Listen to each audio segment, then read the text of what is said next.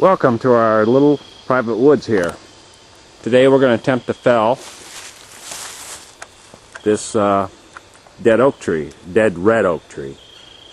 The tree showed up dead last year, in the middle of June, just in full leaf, and just died. I suspect oak wilt. Well, before we get started with some chainsaws here, I just want to go over a few things, mostly an inspection of the tree. As you can see, it's got a real hard lean, which isn't going to affect the felling all that much. It's going to want to go where it wants to go. Let the lights pour down here. But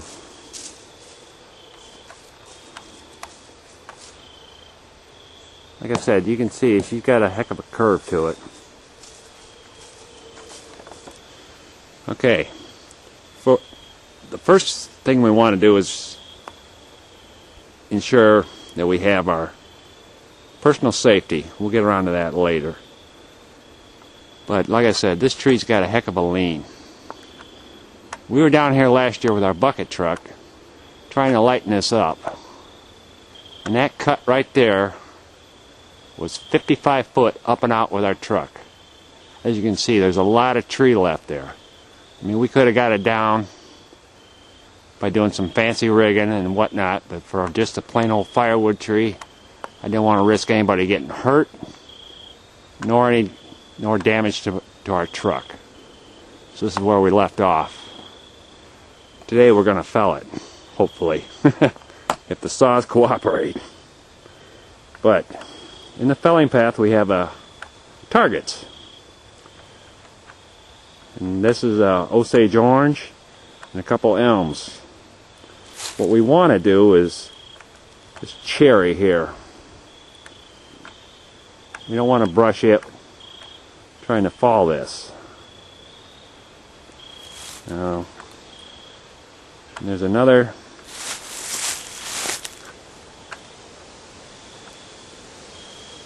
cherry back in there.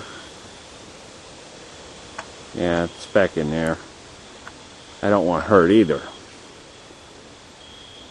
There it is. Now, like I said, the lights pour here. Anyway, this tree's big enough that big other oak there in the back, we have the potential to get it hung. And hopefully we won't. What we're going to do here is we're going to put a notch in that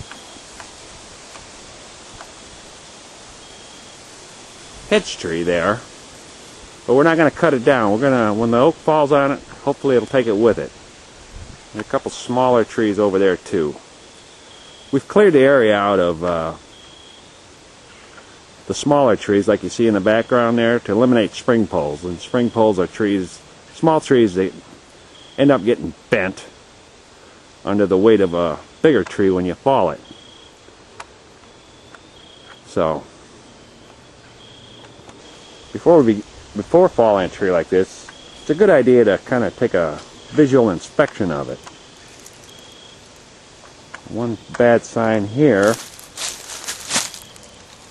is this decay. Now this tree's been dead a year. Now, I don't know whether it's from the rotting bark or what. Another thing we see is this internal defect here.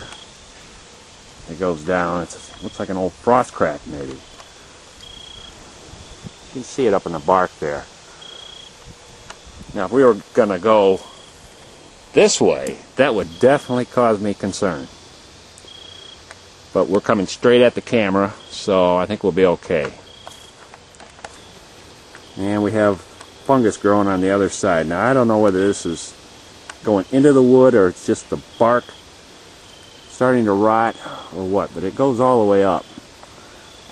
Plus we have some splitting bark here. But that's natural, considering the tree's been dead over a year now. I don't know if I got this before or not, but here's some of that fungus that's growing on the side. Like I said, it's now what I call a good sign. And there's more of it up the tree. You can see it's those brown patches. There's one right there.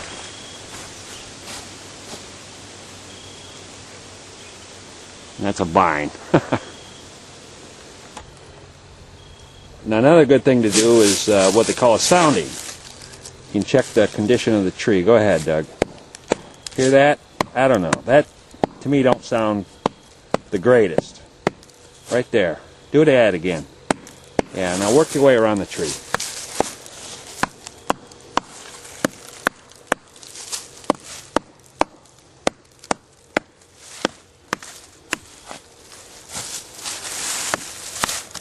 See the difference? Can you hear the difference in the wood?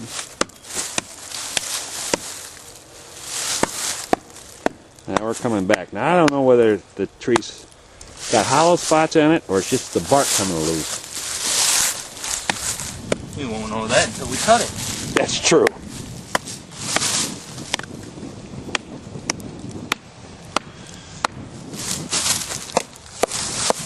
Another sign, move the hammer, is this right here. This is a horizontal crack in it.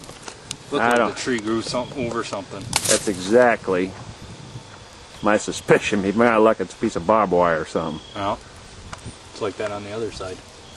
Is there? Yeah, where I was first pounding. I didn't notice it. Oh. Okay, hit it in this quadrant over here. Let me see. Okay. Like I said, now work your way up the trunk. This main stem there. Yeah. Alright, we beat up on the tree enough. Good. The back side of the Alright, now we're standing, well, in line with that the frost crack. You can see we have something that just don't look like it should be there.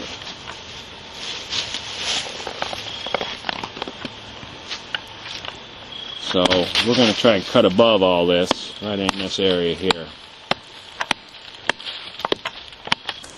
Okay, we've removed some of the bark here.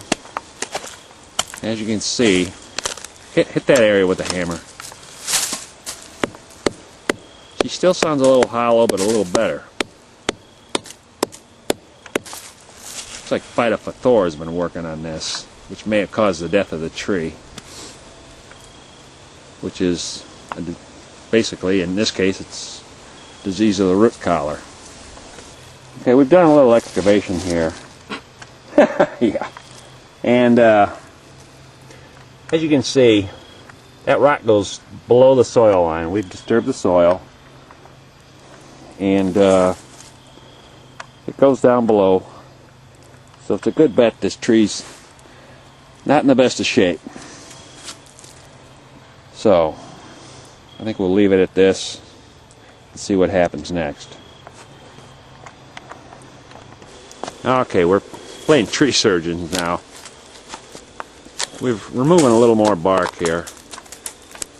You can see our wood don't look that good, at least from the outside. But like I said, this is probably the sapwood rotting and the fungus growing on it.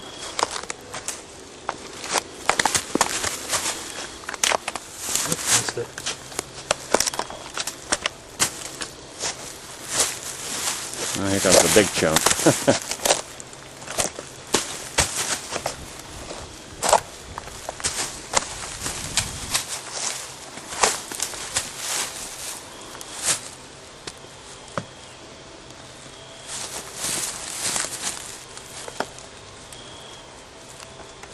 Okay, that's enough.